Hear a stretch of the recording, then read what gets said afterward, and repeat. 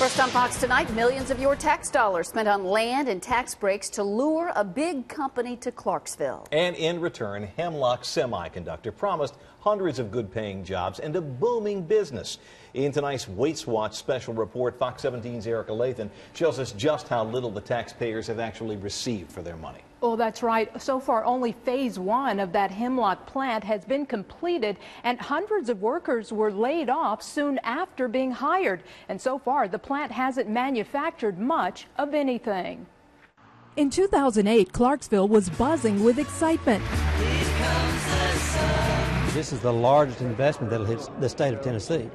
It catapults Clarksville into not only the state, but the nation on future planning for energy needs of the nation. Hemlock Semiconductor promised to hire 500 full-time workers to manufacture polysilicon materials for solar cells. The company was investing $1 billion, but they were also getting millions in tax breaks and government incentives, money that taxpayers were told was an investment. The size and scope of this investment is so large and so significant that the sales tax generated by the construction of this facility alone will more than pay for the incentives that were reached with Hemlock Semiconductor.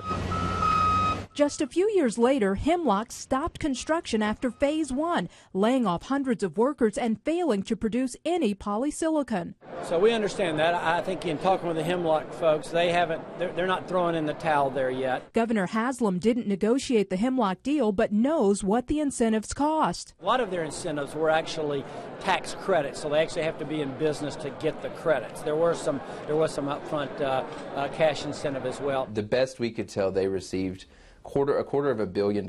So we're looking at over $250 million of taxpayer money between state and local incentives. Money that taxpayers may never get back. And while much of that money will be recouped by state and local taxpayers, we know at least $95 million will never be seen again by taxpayers. Montgomery County bought Hemlock's mega site. Our community we invested $17 million plus in putting together a 1,200-acre mega site. And so that is a commitment that our county government made by issuing bonded debt. Currently, the market for polysilicon is saturated, and according to Hemlock, trade and tariff disputes between China and the U.S. are hindering production. It's unclear if the company will ever deliver on what it promised. But I don't want to pay $95 million today for the hope that those jobs will be created in the future. There needs to be more accountability in place, and unfortunately, Hemlock is a prime example of how corporate welfare should not be the role of government. Still, the incentives aren't going away anytime soon as states compete with one another to land jobs for their people. Here comes the sun. An expensive recruiting game when companies don't deliver on promises of jobs, as Tennessee has learned. If it were my personal preference, we would do away with all incentives and tax credits and lower the corporate tax rate by an equal amount. The problem is I have Alabama, Mississippi, Arkansas, Kentucky, all of them standing there using incentive programs, so I have to have a tool to stand up to that.